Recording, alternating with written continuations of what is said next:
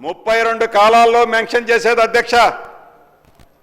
అటువంటిది ధరణి పుణ్యం అంటూ కేవలం ఒకే కాలం అధ్యక్ష. ఆ కాలంలో కనబడితే కనబడినట్టు, కనబడకపోతే ఆ రైతు ఆత్మహత్య చేసుకోవటమో, రోడ్ల పాలవ్వటమో, మతి చెలించి రోడ్లమ్మడి తిరగటమో జరిగేది అధ్యక్ష. దాన్ని ఏదైతే ఎన్ఐసి ద్వారా ఎన్ఐసికి హ్యాండ్ ఓవర్ చేస్తున్నామో ఈ భూభారతిని రాబోయే రోజుల్లో 11 కాలాలతో ఈ రికార్డుని ప్రక్షాళన చేసే అంశాన్ని కూడా దీంట్లో పొందుపరచబోతున్నాం అధ్యక్ష. అంతేకాదు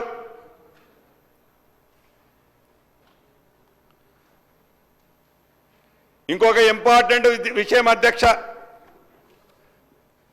ప్రజల దీవెనలతో ఇందిరమ్మ ప్రభుత్వం ఏర్పడింది. నేను రెవెన్యూ శాఖ మంత్రిగా వచ్చా. కానీ ఆనాడు ధరణి పోర్టల్ ఏదైతే ఉందో ఆ ధరణి పోర్టల్లో నా ఆస్తి ఏందో నేను ఎప్పుడన్నా చూసుకోవాలన్నా నాకు కనబడదు అధ్యక్ష. ఇక పక్కోడు చూడటం మొదలైంది. ఏదైనా అబ్జెక్షన్ రేజ్ చేసి ఏదైనా తప్పులున్నాయని ఆ కలెక్టర్ గారికో ఆ ఇతరత్ర సంబంధిత అధికారులకు ఒక లెటర్ ఇస్తే ఆ కలెక్టర్ గారు అది న్యాయమైతేనో ఆ కలెక్టర్ గారికి బుద్ధి పుట్టి ఇది చేయొచ్చు అని చేస్తే తర్వాత ఆ కలెక్టర్ గారు నేను ఏం చేశాను నిన్న అని ఇవాళ పొద్దున్న చూసుకోవాలంటే మళ్ళీ ఆ కలెక్టర్ గారికి కూడా ఆ వెబ్లో ఆ ఆప్షన్ కనపడదు అధ్యక్ష. Everything is secret. బడా వాళ్ళకి బ్యాంకుల్లో లాకర్లు ఉన్నట్లు ఈ ధరణిలో ఎవరైతే భూములున్నాయో, ఎవరైతే భూములని కొల్లగొట్టారో ఆ కొల్లగొట్టిన భూములన్నీ ఈ లాకర్లో, సీక్రెట్ లాకర్లో పొందుపరిచి ఏది డిస్ప్లే అయ్యే అవకాశం లేదు అధ్యక్ష. ఈ కొత్త చట్టంలో ప్రతి భూమి ఏ మండలం కానివ్వండి, ఏ గ్రామం కానివ్వండి, అది ఏ సర్వే నెంబర్ కానివ్వండి, ఈ రాష్ట్రంలోనే కాదు, ఈ దేశంలో కాదు, ప్రపంచంలో ఎక్కడైనా ఉండి ఆ సర్వే నెంబర్ క్లిక్ చేస్తే ఆ సర్వే నెంబర్కి సంబంధించిన పూర్తి వివరాలు ప్రతి వ్యక్తి చూసే విధంగా ఇక్కడ సీక్రెట్ డాక్యుమెంట్ ఏదీ లేదు కాబట్టి ప్రతి వ్యక్తి చూసే విధంగా దాన్ని ఈ రాబోయే భూభారతిలో సవరించడం జరుగుతుంది అధ్యక్ష. అదే రకంగా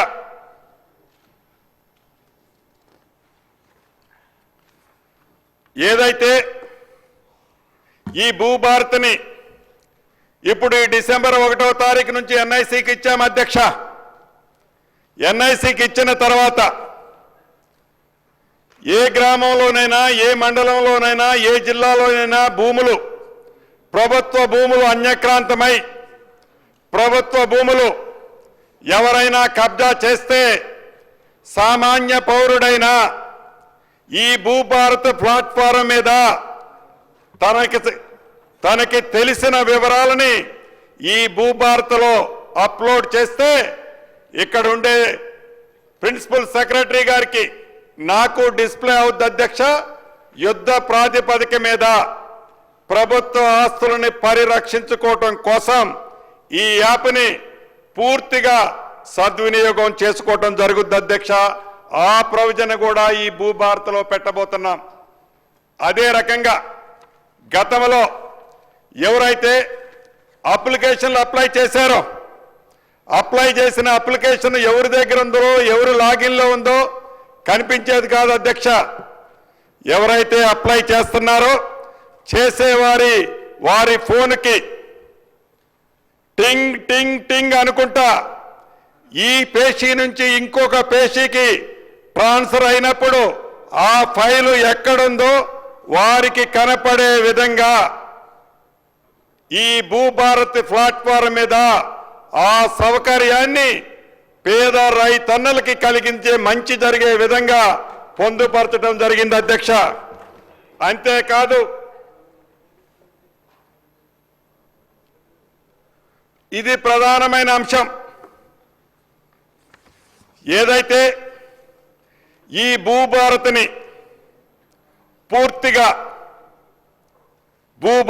పూర్తిగా ఆన్లైన్లో తీసుకొచ్చిన తర్వాత 2014 కంటే ముందు సబ్ రిజిస్ట్రార్ల దగ్గర ప్రభుత్వ భూములకు సంబంధించిన రికార్డులు ఇప్పటికీ సబ్ రిజిస్ట్రార్ ఆఫీసులో ఉన్నాయి అధ్యక్ష.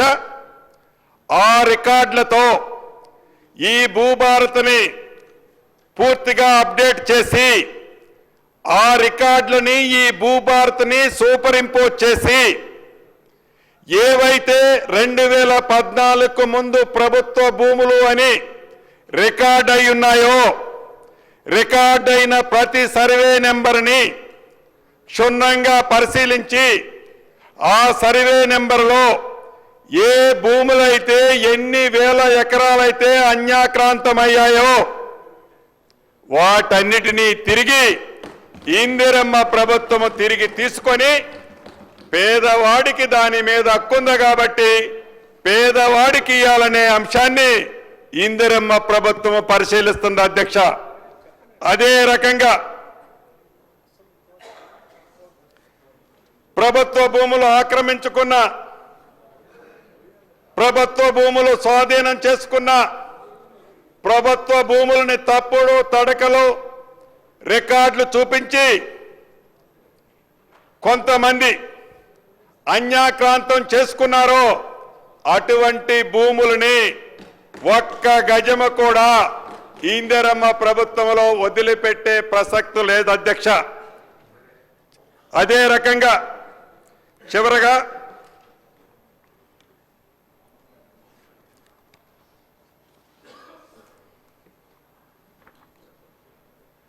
రెండు 2020లో ఏదైతే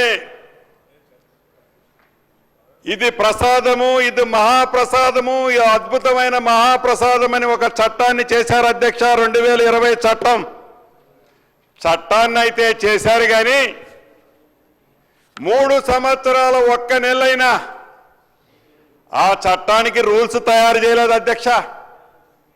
కనీసం రూల్స్ తయారు చేయాలని ఆలోచన కూడా లేదు అధ్యక్ష. ఎప్పుడైనా చట్టాన్ని తయారు చేసి రూల్స్ క్షుణ్ణంగా దాంట్లో ఇన్కార్పొరేట్ చేస్తే ఆ చట్టం యొక్క ఫలితాలు ఆ పేదవాళ్ళకి ఎలా అందుతాయో మనకి ప్రత్యక్షంగా అర్థమైంది అధ్యక్ష. వాళ్ళు 3 సంవత్సరాల ఒక్క నెలలు కూడా ఆ మహాప్రసాదం అనుకునే ఆ చట్టానికి రూల్స్ తయారు చేయబోవటం అనేది చాలా విడ్డూరం అధ్యక్ష. అయినా అదే చట్టము మహాప్రసాదమని అనేక వేదికల మీద అదే చట్టాన్ని గడిచిన అసెంబ్లీ ఎన్నికల్లో ఆనాటి ముఖ్యమంత్రి గారు రెఫరెండంగా పెట్టి ఎన్నికలకు పోతే ఏమి ఫలితం వచ్చిందో మనకి తెలియంది కాదు అధ్యక్ష. ఈ చట్టాన్ని ఏదైతే ఈనాడు ఈ సభలో బిల్లు ప్రవేశపెట్టామో ఈ బిల్లు పాస్ అయిన తర్వాత రాబోయే 3 నెలల లోపు ఇందిరమ్మ ప్రభుత్వంలో పూర్తి విధి విధానాలతో చట్టాన్ని కూడా రూపొందించడం జరుగుద్ది అధ్యక్ష. రూల్స్ తయారు చేయడం జరుగుద్ది అధ్యక్ష. అదే రకంగా ఈ రూల్స్ ఏర్పరచుకున్న తర్వాత ఈ చట్టం ప్రకారం ప్రతి రెవెన్యూ గ్రామంలో, ప్రతి మండలంలో, ప్రతి జిల్లాలో, ఈ సభలో ఉండే ప్రతి గ్రామంలో, ఈ సభలో ఉండే గౌరవ సభ్యులమందరం మన పరిధుల్లో తప్పకుండా ఈ కొత్త చట్టాన్ని తీసుకెళ్దాం అధ్యక్ష.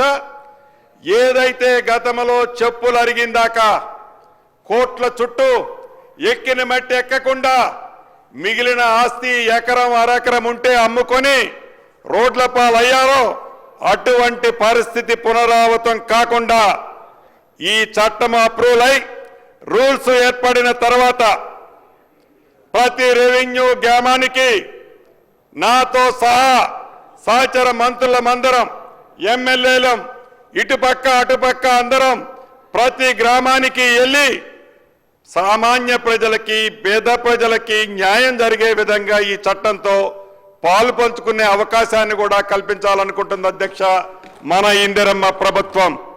అంతేకాదు అధ్యక్ష, ఇంకొకటి, ఆనాటి ప్రభుత్వం మాటలకే పరిమితమైంది. ఈ ప్రభుత్వం చేతలు చేసే దిశగా కూడా పయనిస్తుంది అధ్యక్ష. రెవెన్యూ చట్టాన్ని 1971ని మార్చి 2020గా చేశారు. వారి కన్వీనియంట్గా ఉండే విధంగా అధికారం ఉంది, అధికారంతో ఏదైనా చేయొచ్చని వారు చేశారు. ఆ చేసే సందర్భంలో ఆనాటి ఆ గౌరవ ముఖ్యమంత్రి గారు అనేక సందర్భాల్లో చెప్పారు, ఒక్క చట్టాన్ని కరెక్షన్ చేయటమేందయ్యా, ఈ చట్టాలు ఏవైతే 5, 6 చట్టాలున్నాయో ఈ చట్టాలన్నింటినీ కలిపి ఒకే చట్టాన్ని చేస్తాం మనం అని చెప్పడం జరిగింది అధ్యక్ష. కానీ అది ఆచరణ సాధ్యం కాలేదు అధ్యక్ష, చెయ్యలేకపోయారు. కానీ ఇందిరమ్మ ప్రభుత్వం, మాట తప్పన ప్రభుత్వం, మడిమ తిప్పన ప్రభుత్వం ఆలస్యమై ఉండొచ్చు, కొద్దిగా టైం తీసుకొని ఉండొచ్చు. నిర్ణయం నేనొక్కడినో ఈ వేదిక మీద ఈ ముందున్న 2-3 మంత్రులమే కాదు అధ్యక్ష, అనేక పర్యాయాలు నేనైతే 100కు పైన సార్లు ఈ చట్టం తయారు చేసే దాంట్లో పాలు పంచుకున్న మా మంత్రులైతే కేబినెట్లోనే కాదు, కేబినెట్ల బయట కూడా అనేక సందర్భాల్లో చర్చించుకున్నాం. చివరికి నిన్న సాయంత్రం కూడా ఫినిషింగ్ టచ్ ఇచ్చే ముందు మా ఉప ముఖ్యమంత్రి గారు ఆనాడు పాదయాత్ర చేసేటప్పుడు ఆదిలాబాద్ నుంచి మొదలెట్టి ఖమ్మం వరకు పాదయాత్ర చేసేటప్పుడు వారు ఒక పెద్ద నోటు తయారు చేసుకున్నారు, రాత్రి తీసుకొచ్చారు. ప్రతి అంశాన్ని అధికారులు మేము కూర్చొని క్షుణ్ణంగా చదివి ఈ అంశాన్ని ఇన్కార్పొరేట్ చేశారా లేదా, ఈ అంశం మీద మన చట్టం ఏమి చెబుతుంది, ఈ అంశంలో సామాన్యుడికి పేదోడికి మంచి జరుగుతుందా లేదా అని లాస్ట్ మినిట్ వరకు కూడా చట్టాన్ని అసెంబ్లీకి పంపించే ముందు వరకే కూడా కేబినెట్లో త్రూ అయ్యే ముందు దీన్ని క్షుణ్ణంగా పరిశీలించి ప్రతి అంశాన్ని, ప్రతి లైన్ని, ప్రతి విషయాన్ని ఎక్కడా పేదోడికి అన్యాయం జరగొద్దు. ఇందిరమ్మ ప్రభుత్వంలో ఏవైతే సుమారు 24,000 ఎకరాలు, 24 లక్షల ఎకరాలు ఆనాడు ఇందిరమ్మ ప్రభుత్వంలో శ్రీమతి ఇందిరాగాంధీ గారు పేదవాళ్ళ అభ్యున్నత కోసం భూమి ఇస్తే వాళ్ళు ఒక భరోసాగా బ్రతుకుదారని ఇచ్చారో అటువంటి ఆస్తులన్నీ అన్యక్రాంతమయ్యాయి, అటువంటి ఆస్తులన్నీ దోపిడీకి గురయ్యాయి. నా పాదయాత్రలో ఇటువంటి అంశాలు అనేక గ్రామాలలో, మండల హెడ్ క్వార్టర్లో వేలాది మంది వచ్చి విన్నవించడం జరిగింది. మన ఇందిరమ్మ ప్రభుత్వంలో వాటిని పరిష్కరించాలని రాత్రి ఫైనల్ టచ్అప్లో గౌరవ ఉప ముఖ్యమంత్రి గారు కూడా సూచించి వీటన్నిటినీ కూడా దీంట్లో పొందుపరచడం జరిగింది అధ్యక్ష. అంతేకాదు, ఇద్దరు వ్యక్తులు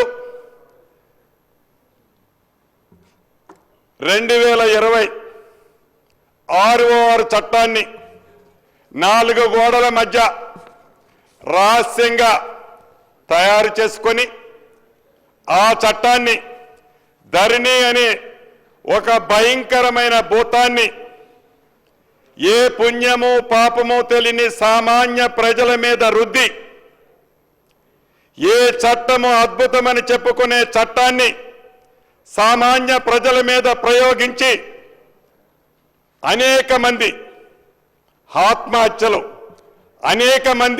అనేక హత్యలు, ఈ చట్టంలో ఉన్న లోపభూయిష్టమైన అంశాలతో అనేక హత్యలు, చివరికి కుటుంబంలో భార్యాభర్తల మధ్య, అన్నదమ్ముల మధ్య, తల్లిదండ్రులకి కొడుకుల మధ్య 2 బిడ్డలుంటే 2 బిడ్డలు కూడా మాట్లాడుకోలేని లోపభూయిష్టమైన 2026 చట్టమే ఈనాడు తెలంగాణ రాష్ట్రంలో ఉండే పేద ప్రజలకి ఒక మహాశాపంగా మారింది అనేది నేను అనటం కాదు అధ్యక్ష.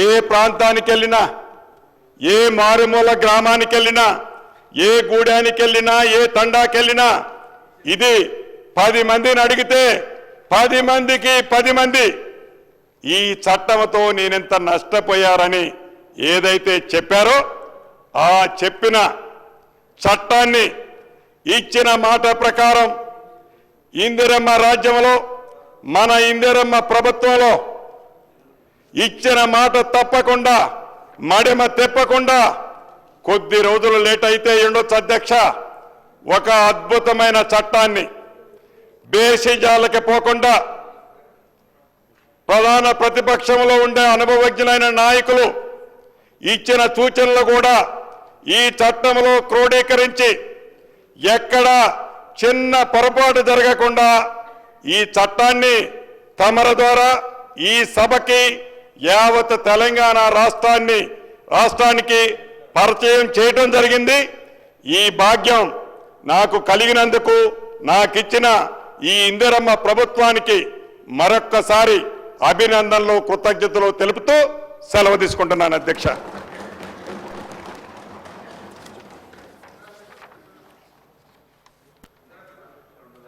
Considering the mood of the House and the exercise of power vested in me under Assembly rules, I am announced to the House that the amendments to the Telangana Bhubharati Records of Rights Land Bill 2024 will be received up to 3 p.m. today, the 18th December 2024.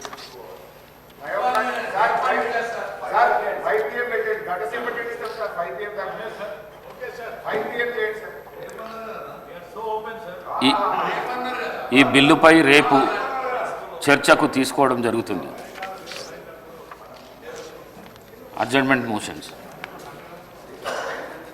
Shri K Taraka Ramarao గారు మరియు ఇతరులు రాష్ట్రంలోని auto డ్రైవర్లకు ఆర్థిక సాయం అందించాలని మరియు సంక్షేమ బోర్డును ఏర్పాటు చేయాలని కోరుతూ ఇచ్చిన వాయిదా తీర్మానాన్ని తిరస్కరించడమైంది.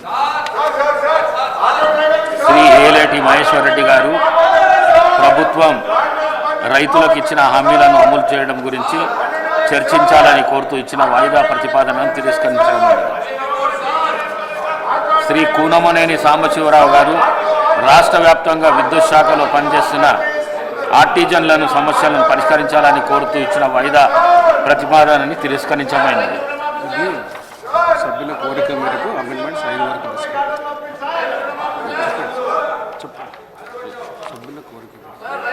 5 వరకు తీసుకుంటారు. సభ్యుల కోరిక మేరకు అమెండ్మెంట్స్ 5 గంటల దాకా తీసుకుంటున్నాం.